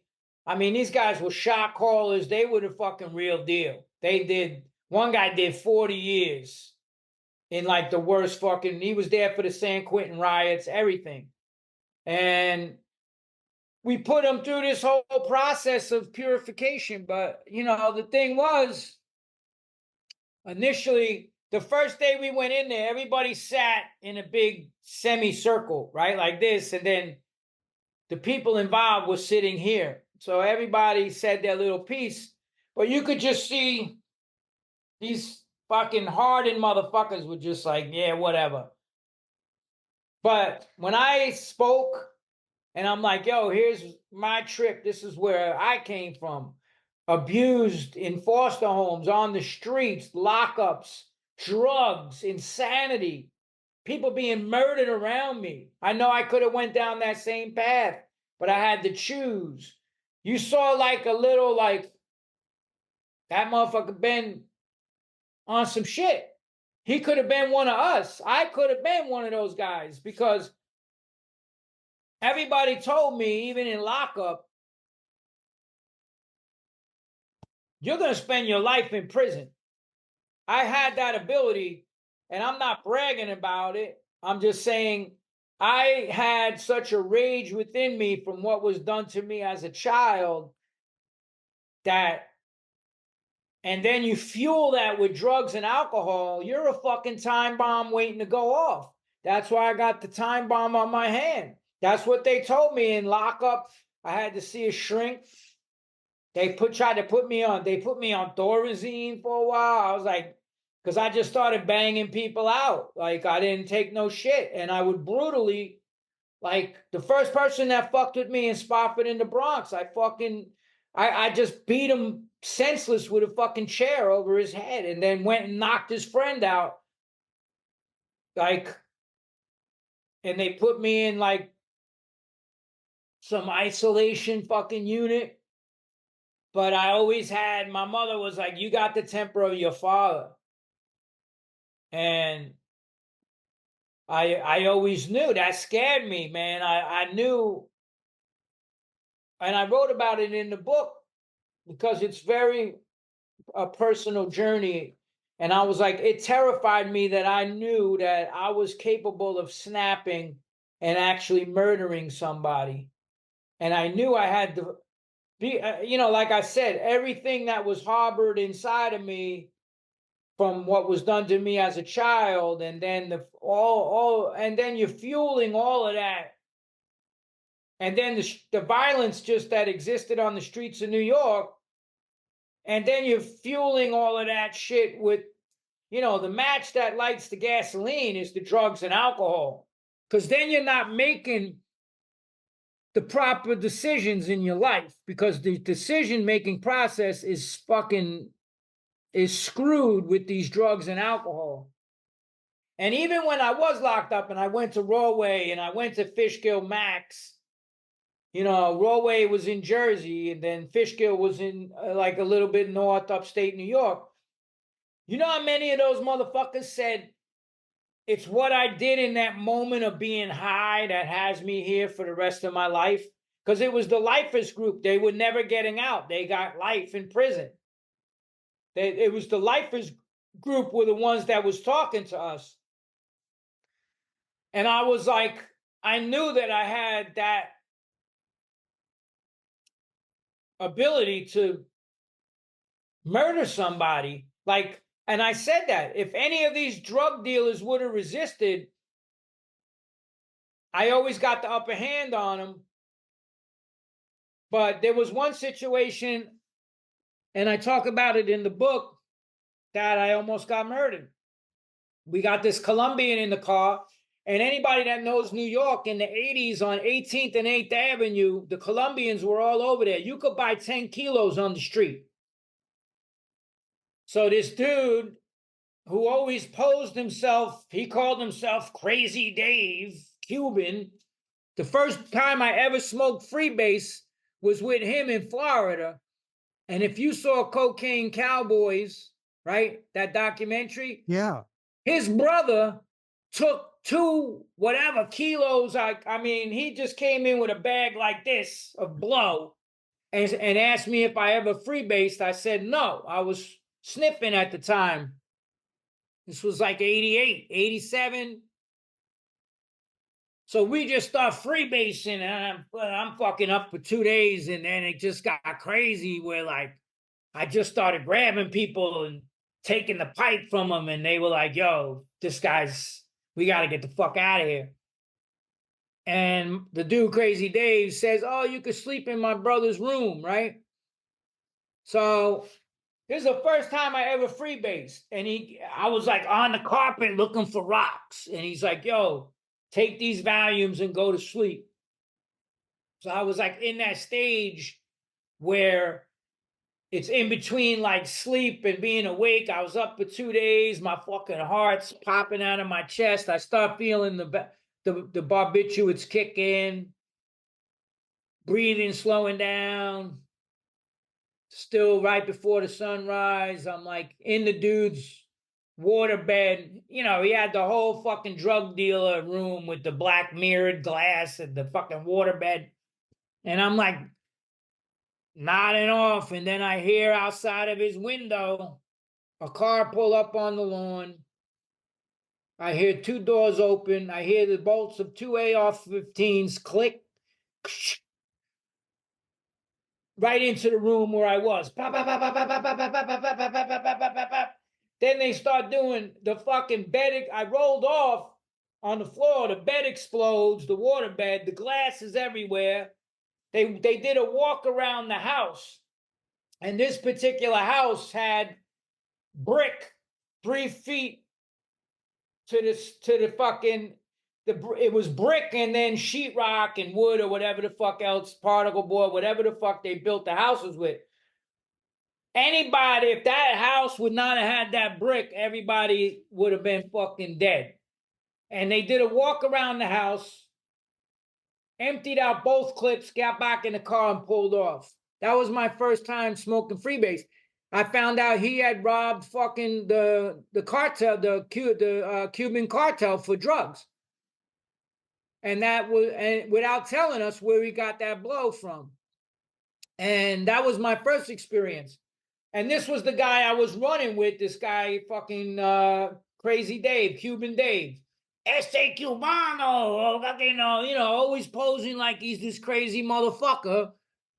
So then he's like, yo, this is peanuts, man. We need a big score, because I was the maniac. I was still doing 500 push-ups and fucking, you know, just, I was the crackhead that was fit and could fight. So he would be like, yo, we got to hit the spot on Pitt Street. And I'd drive in my girl's car and he'd wait over there. I walk up and be like, yo, you got jumbos? As soon as he went to pull that shit out, boom, boom, boom, fucking taking shit. So I was doing these strong arm robberies. They were like, yo, we're going to kill that surfer looking motherfucker when we catch him. Like, there's a KOS, fucking $500, whatever. So then he's like, yo, Johnny, my girl at the time was this big, her family was this big movie mogul people, and she was sending me fucking, you know, half ounces of blow, and we were just freebasing it, FedEx. And then she cut me off. So then we started doing the crack, but then it was like, he's like, she went back to LA and left me her car. So I'm driving. I got federal warrants. I'm driving without a license. I'm doing just fucking crazy shit. I didn't give a fuck. My boy read this book. He's like, how the fuck are you still alive, dude? So we go over and he's like, yo, I know this guy. Like, they sell kilos over there. They're Colombians and shit. But, you know, we get him in the car and we get 2 ounces. And then, you know, because he had been buying like 8 balls or whatever the fuck. So he spoke Spanish. So he was able to. So he tells the guy, I'm coming with my boy. We want about like 2 ounces, right? So I had a Kyoga, which is like a baton, a telescoping baton, right? And you go, whoosh, and it comes out. And then, it's like a martial arts baton. So I had it collapsed and he was in the back seat. And I was like, all right, we're going to get this motherfucker in the car. And the key word is after he gives me the 2 ounces and I put it in the door panel is, yo, that's some really good fucking blow. And he was supposed to fucking take the guy out in the back seat with the Kyoga. Dude comes and gets in the car. And when he bends over, his jacket opens. He's fucking strapped. It's got a fucking like 45. And then the dude in the back seat, Crazy Dave, he's like, gun, no. And I'm like, once that motherfucker got in my car, he ain't getting that cocaine back. That's it. That cocaine is mine. And I start driving, and he's like, yo, man, the guy's like, gives me the blow. I stop. I go, that's some really great blow. This guy barely spoke English. I'm waiting for the fucking fireworks to start. I look in the rearview mirror. This dude is shook. He's like, so I reached back, and he was sitting behind the passenger seat. I reached back. I said, I took the Kyoga and I just concealed it over here. And I'm just sitting there. And this Colombian is a killer. You heard all the stories of these Colombians. So then he starts getting nervous and he realizes, like, I might have fucked up getting in this car. I'm like, you absolutely did fuck up. So he goes, dame dinero, give me the money, right? I look at him and I go, get the fuck out of my car or I'm going to kill you. And he knew right then and there it was on. And he smirked like, you ain't got the balls. So I just said, and I hit him with a temple strike with the Kyoga, and he just started leaking all over, and it was all white leather interior. He's fucking gushing. I hit the gas pedal, and I'm like, open the fucking door. I bashed him like twice more, and he's trying to pull his fucking gun out, right, with his right hand. So I got a hand on the steering wheel and another hand on his hand, stopping him from fucking pulling his gun. And I'm like, I say, get the fucking door open. I'm driving down the streets, dude, fishtail and doing like 60 miles an hour. Finally, the fucking dude leans over, opens the front passenger door, and I just fucking had my left foot on the gas pedal. I just kicked him out. Rolled in the fucking street with the gun out. And the dude back there is like, you're fucking crazy. You're crazy. I was like, you almost got me fucking murdered. And this guy was going to kill us, no doubt. And, that is some scary shit. Yeah, but then just to fuck with him even more, Clinton Street used to go north or south back in the day. So you'd be able to go cop on Clinton and Stanton and then just drive down to Delancey and swing the left and go. And we were living in Brooklyn at the time in some loft right off the J train in Williamsburg. So I was like, this guy, man, all the shit he talked, how crazy he was and all this shit. It was all just, you got to watch it. That's why I brought the story up. You got to watch who you're involved with when you're doing shit like that. And so I pull over. I said, I'm not done yet. I go on Clinton Street. Now I got the 2 ounces of blood. I pull up on Clinton Street and the dude, he's like, yo, what are you doing? What are you doing? I said, shut the fuck up. Right? The dude comes over. He puts a big bag, a Ziploc bag of jumbos. Those are the big vials of fucking crack, $20 a piece. He leans into the window and he goes, yo, what you need? What you need, white boy? I got those jumbos. He looks at me and I look at him and he's like, I robbed the guy like a couple of weeks ago. And I just said, I grabbed the bag and I just said, boom, through the window of the car and just fucking laid him out. And then I just floored it. And when you got to like Rivington, there was a speed bump in the road. And fucking, it was a cabriolet Volkswagen, like with all the bells and whistles. And the car hits the speed bump. And I'm like, airborne at like 70 miles an hour, got all the blow. There's blood all over the car. And I'm like, I look over to the left and there's two beat cops over there and they're just like, couldn't fucking believe. And I kind of was like, fucking yeah. And then go back to Williamsburg and we're up for like, 2 days freebasing. He's fucking hallucinating because you could see the J train coming off the Williamsburg Bridge. He's like, mira, it's the Colombians. They're up on the tracks.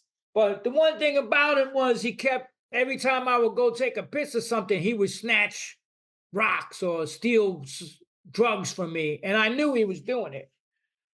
But then he did it that time and I was like, that's it. This guy almost got me killed. I was going to murder the guy. I had him, both my hands around his neck, and I'm raging. I'm 2 days up on freebase, and I'm just fucking choking the shit out of him in his kitchen. You motherfucker. And I was going to fucking murder him. And I just looked, and he was ready to go. And I was like, this motherfucker's not worth it. And I let him go, and he's like, get the fuck out of my house. So I go to the payphone under the fucking elevated line, the J train. And this was like 3:00 in the morning. I called my girl in LA, and I'm like, yo, I got to get the fuck out of New York. It's bad. And that's where the whole LA adventure started. But the funny thing was, I'm on the phone, and I see this motherfucker coming up. Because, Williamsburg back then, people don't know. The South Side, they murder you. That's all Puerto Rican gangs. And I see this dude coming up behind me, and I see he's got a fucking shank. He's, So I let him get right up on me, right behind me. I go, yo, babe, hold on for a second. I smash him in the fucking face with the phone and knock him out. I'm like, I need a plane ticket. Jesus and then the whole West Coast adventure started, which I talk about in this book. Wow. I got to get this book. When does this come out? It's coming out in June. I mean, Joe Rogan gave me a quote, Frank Grillo, all kinds of Michael Friedman. Are you going to go back on Rogan to promote this? Huh? I don't know. Yeah, he said when the book comes out, he'll have me back on. But I don't sweat nobody, man. You know what about I heard you do you've done Rich Roll's podcast a bunch. Yeah. You're still friends with him? Not really. Really? He ghosted me, man, during all the shit because the vegans all attacked me and he didn't want to have anything to do with me. And I was like, yo, that's not someone that's supposed to be in my camp. So, I mean, I don't hold a grudge, but I feel he needs to contact me, man, because I'm not reaching out to him. And he sided with all these bullshit vegan doctors, Garth Davis, and all the motherfuckers that tried to destroy anybody. Like Garth Davis started talking shit about me, and I text him. I'm like, yo, motherfucker. Like, you're running your mouth online, bro. When I run into you, then we're going to have a conversation. And he posts my text. Like, look at this Neanderthal. I'm Why like, would yo, anybody fuck with you? Like after hearing your I'm story, like, yo, like, dude, you know, we have a saying on the streets of New York, and don't start none and there won't be none. Words have consequences when you're trying to destroy somebody's platform, you know. I just was like, and then he was all buddy buddy with that bullshit dude, and like wouldn't have anything to do with me really. Hmm. And I was like, that's not, to me, that's not a real. I thought you were one of my best friends, but I made a lot of friends during this whole shit because I want to side with the warriors that were stood up for themselves and, you know, stand up for truth and all this other stuff. So, you know, no harm, no foul, whatever. But you know, yeah. So I mean, I had to look at my life and say, yo, every fucking crazy bad thing that's happened has been a result. And the wild thing is, I never knew shit about my father. Like my mother didn't even tell me that I was conceived out of a rape until I was 40 years old. Like when my brother relapsed and went through all this shit and I had to do an intervention on him, and then 9/11 happened and I couldn't get him out of my house. He was supposed to leave the next day. I talk about this in here. I Yeah. got a phone call. The chapter on my brother's life is fucking insane. Well, yeah. And what was the part about like he was in the hospital and your Yeah, dad he was was in the like next door or hospital. something? That's Well, the crazy. reason that the shit hit the fan with my mom was because 9/11 happened, and then I couldn't get my brother on a flight to the rehab in St. Thomas for almost a month. And he detoxed in my house on my couch. And we had all the shit came out of us being abused as children, sexually abused and physically, just all the shit. And I just was like, and I had gotten, you know, my mother this apartment and all this shit. And then she let the dude move in with her who didn't want us around when we were in the foster home. He wouldn't let my mother take us back. So I went through all that shit because of this guy. And then he moves into the apartment that I got my mom because her husband took uh, took loans against the house for gambling. And then when they went to get the divorce, she had nothing. And she was homeless and had nothing. So I had gotten a record deal and all this. I got her an apartment, furniture, all this shit. And then she lets this guy, Carl, move in with her. And then dealing with my brother's addiction and everything that I went through, I just exploded on her. And it was one of the most intense. I'll never forget it as long as I live because I kept saying, fuck you, you never loved us, you fucking, and I was like, you know, you don't even know what happened to us in that home. And like, I told her what really happened and she started crying. Oh my God, I never knew that, this and that. And like, I was like, and then we just kept going at it. And then she just broke down and said, you don't know the whole story. And I was like, what fuck? I know my story. I know what I had to go through because you chose fucking scumbags over your own children.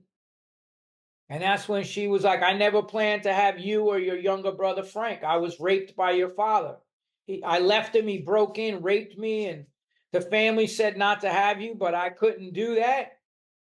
So like the person that I thought I had this horrible life from actually was the only reason I had life. And not only that, then she started telling me I was 20 years old, 21 years old with 3 kids, and your father was breaking the door down and fucking taking my money to feed you. And I was on barbiturates and speed, and they gave me amphetamines, and I was suicidal. So I found that whole thing out. And me and my mom have been tight ever since, you know. But before my brother, he had to have a surgery. He had multiple heart surgeries and everything. So they had to detox him off the pills and the drugs. So they sent him to the VA up in Finger Lakes, New York, to detox and then get this. They had to put him in a medically induced coma.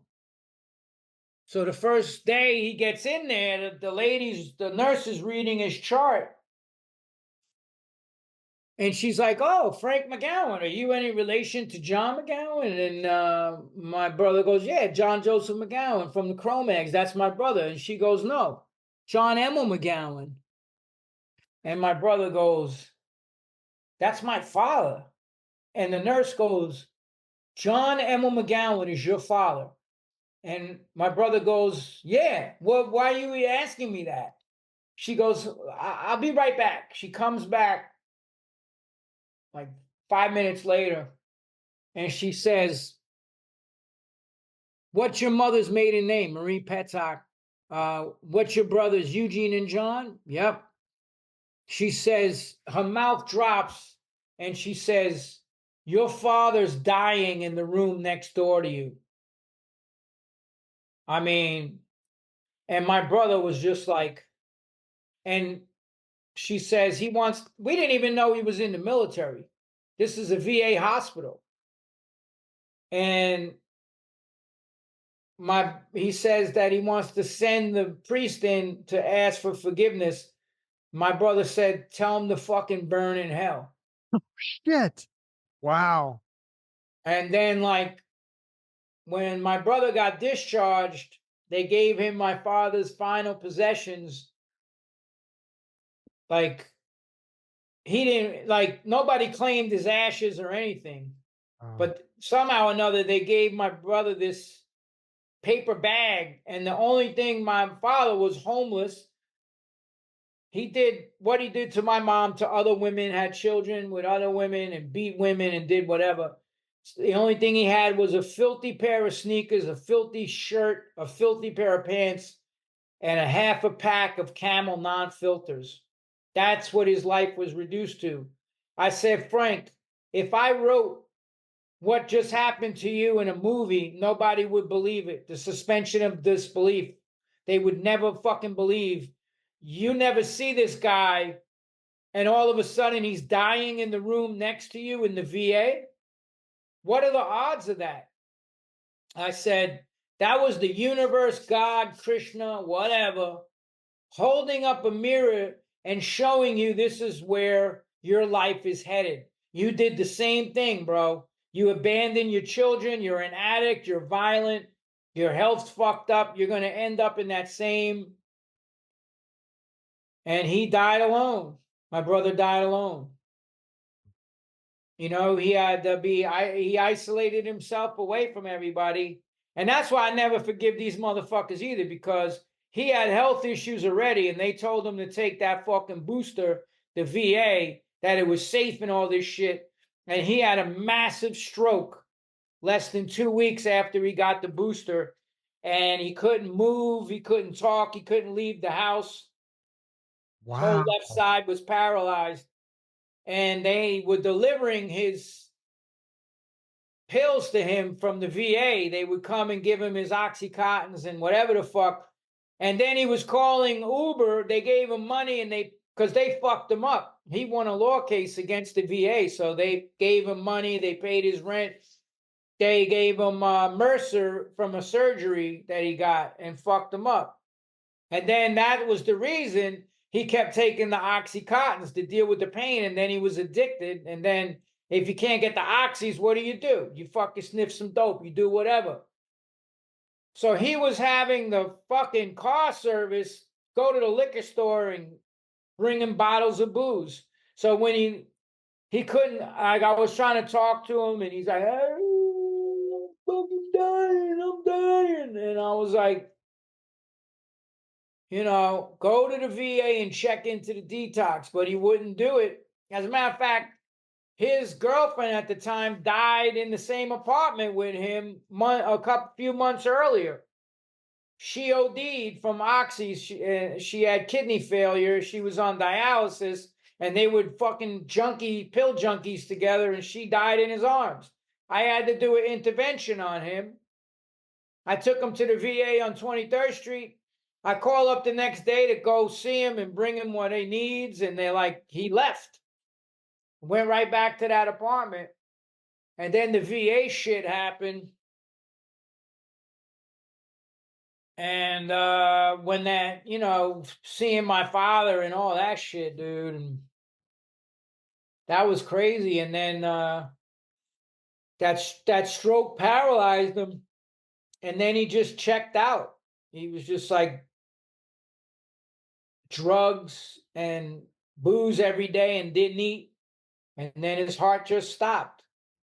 So when these motherfuckers are like, how come you won't let this go? And I still talk about it. That's why. Anybody that got anybody damaged from these fucking things or were denied therapeutics and died in the hospital because Fauci put him on a ventilator with remdesivir, which when remdesivir was used in Ebola in Africa, it had an 80% kill rate. The WHO pulled remdesivir. And this is what Fauci was invested in that drug and giving it to everybody and putting them on a ventilator. That's what killed all the patients in the hospital. Yeah, and then they demonized ivermectin, which I'm told is a similar kind of drug, anti-parasite. Yeah, oh, horse dewormer. Now they're all fucking they were all taking it to begin with. Right. And look what Peter McCullough, what he did. The doctor that wrote the forward to my book, Joel Kahn, was like, yo, look at this video. And it was when Peter McCullough was in front, Dr. McCullough was in front of the Texas Senate. Like, right. I have a 90% success rate with a combination of these therapeutics to kill COVID when administered in the first few days of infection. They stopped him because they couldn't get emergency use authorization. They let people die. They said, go home and wait for the shots. So when people are like, I lost relatives to this and that, I'm like, that's the dog. I said, you should be pissed at them. They let your relative die. They put your relative they put your relative on a ventilator and gave him remdesivir, and that was a death sentence. So, you know, it's just, hold on one second. Yeah. Okay. Yeah. It's crazy ass dog, man. But he's a good guard dog. Nobody could come near this house. We rescued him. He's a Rottweiler. That's good. That's good. But yeah, so like, you know, listen, man, I always questioned the narrative. I knew the corruption with Pfizer and all the rest of them, man. They paid the largest fines in medical history for fraud. And Fauci, and I just was like, yo, I'm not trusting these people. And that's when the attacks came, because I did an interview at the end of 2020. And they asked me if I was going to take the shots. And I said, no, I don't. And then the attacks came. You selfish fucking piece of shit. I was like, yo, I don't care what you do. I am not doing it. Yeah. My immune system is fucking perfectly working. My immune system, I got that shit. And I beat it in a few days in New York. And I was back to training within like a week. Wow. Listen, my whole thing is you do whatever the fuck you got to do. You're not going to tell me when you're eating McDonald's and you're fucking 300 pounds that I got to do something to protect your health. How about you protect your health? Oh, you may not know you have it and kill somebody. All the bullshit. It was all, even the 6 feet shit, all of it was lies. They were all taking fucking ivermectin. And look what CNN did to Joe Rogan. They discolored his fucking skin. Yeah, that was bullshit. Dude, and he called out Sanjay Gupta on it when he had him on the podcast. Right. And he didn't have a good answer for it. A global fucking propaganda to destroy everybody. What they did like, people telling me on the streets, wear a mask. I'm like, get the fuck out of here. I had a guy come up, I swear. This motherfucker had a full hazmat suit. This was in 2020. And he was fucking easily 300 pounds.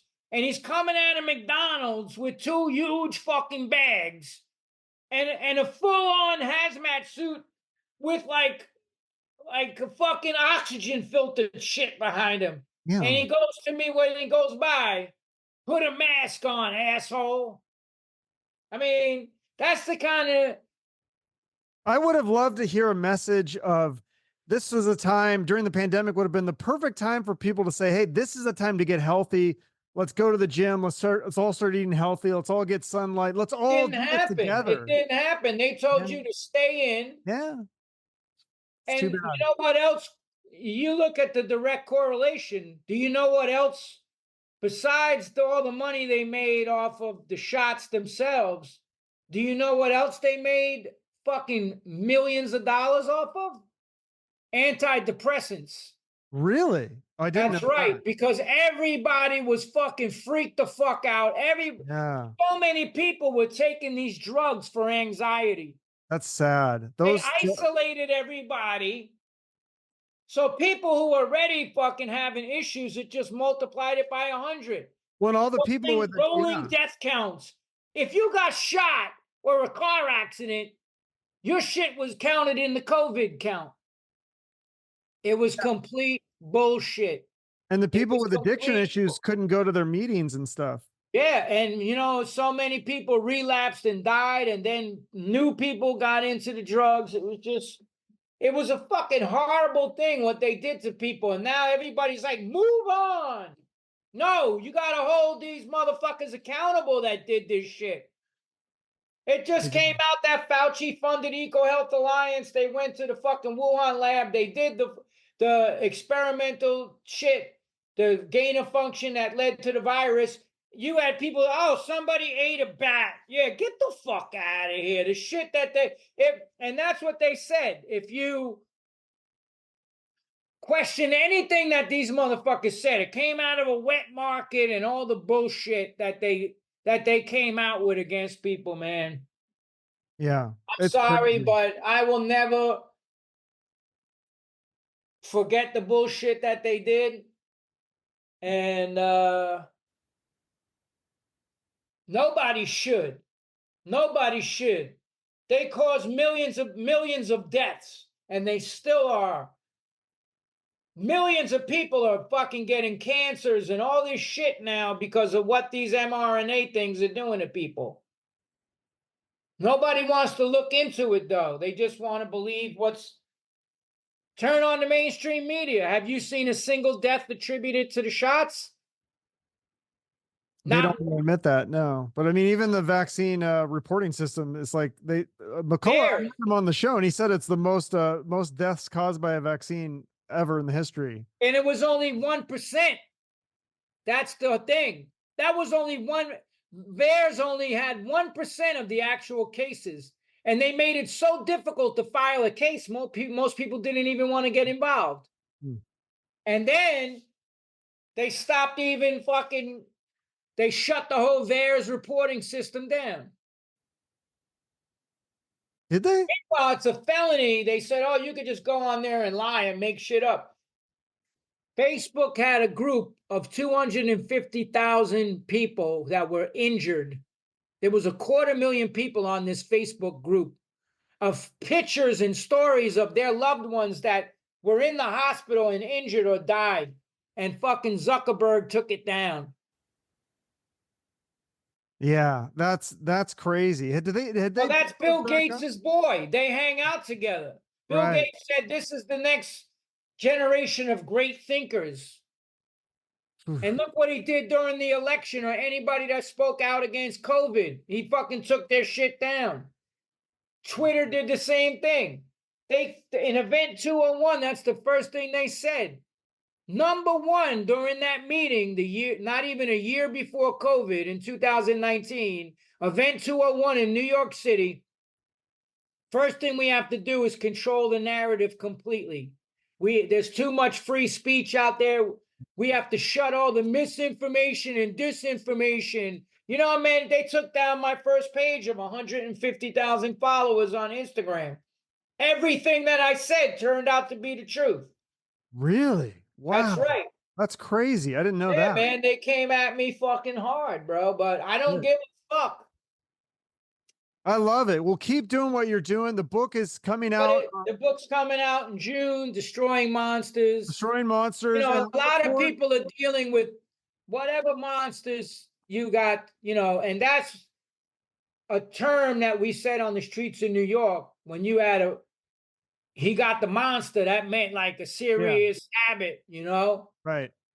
And we're all dealing with monsters. Like we all have that, we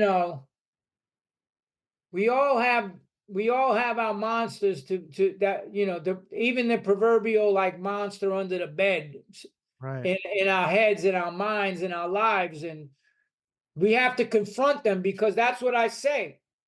I kept relapsing until I actually confronted myself on everything that happened to me as a kid. 85%, and I put statistics in here too. 85% of every drug addict was abused as a child. Yeah, that's 85%. Crazy.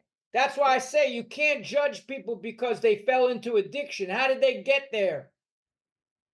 Something triggered it. 85% of all addicts were abused sexually and physically as children. Well, I'm glad that you're a real one. You're speaking up and you're helping people by writing these books and doing your coaching and doing speaking appearances and podcasts. So I think you're on the right track and you're helping people, and I really appreciate it. Yeah, and man. Thanks for having me on. I see you got Goggins back there. That's my one of my serious. I got pictures. I ran into him in New York a few times. Yeah. My buddy trained the real deal, right? Oh, dude, my buddy just retired out of the SEALs, and Goggins used to run this machine gun course, and my friend was sniper support. He was in that movie Act of Valor, if you saw that. Oh, I haven't seen that yet. Yeah. It was, and he was telling me stories about fucking how Goggins would just run all those SEALs into the ground, and he'd get up, run 20 miles, bike like 30 miles out to the course, run all the SEALs into the ground, and then fucking he's go such an home, inspiration. bike back, and then do it again the next day. Yeah. I love guys like you and Goggins that could just. I don't want to be like. I'm not even. If I can be 10% fucking universe as that guy, man. But doing Ironman, I mean, that's insane. Yeah, he did Ironman. He did Kona. Jumped out of an airplane with fucking 3 or 4 of his teammates. Swam in like 5 miles, and then went and did Ironman Kona. And I think his time was still sub 11 hours. Fucking insane.